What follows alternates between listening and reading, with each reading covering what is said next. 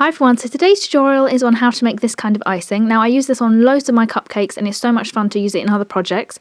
I'm going back to basics with this tutorial because I remember having so much trouble when I first started Polymer Clay in making this type of icing. So I want to show you my foolproof way that I've come up with that I absolutely love and it's just so easy to do. So I hope you enjoy this tutorial and let me know what you think in the comments. So what you're going to need is airtight containers or just one container. They have to be airtight, otherwise the clay will dry out and you don't want this to happen. You're also going to need petroleum jelly. I'm just using Vaseline. You're also going to want some liquid clay. I'm using translucent liquid sculpting. An X-Acto knife. You're also going to need various tools. It's sort of up to you which ones you use. I have my favourites and you may find that you have yours.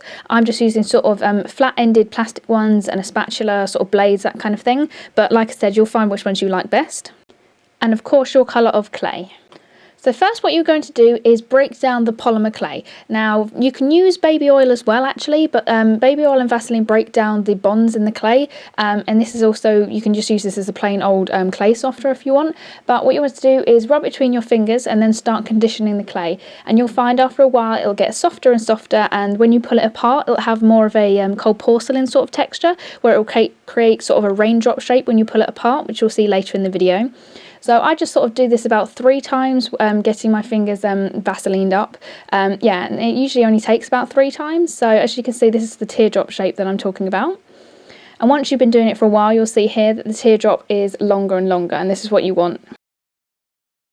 Once your clay is to this consistency, just press it down onto your surface, and then I'm just taking a spatula, but you can take a blade or whatever tool you want, and I am just making indents in the clay. You want to make sort of a crisscross shape. Now this looks kind of pointless, but it's actually going to really help when it comes to mixing the icing. So just keep doing that till everything is crisscrossed.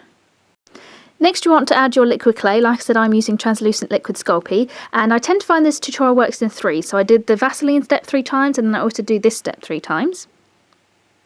I find that I sort of put the same amount on 3 times and it works a charm. So then you want to start mixing it in, and I use a plastic tool just because it's easier. Now the crisscross thing that you did earlier comes in effect here because I sort of bring the bottom of the clay up and over and then mash it in with the rest of it. It just means it breaks away easier and it's just much easier to mix.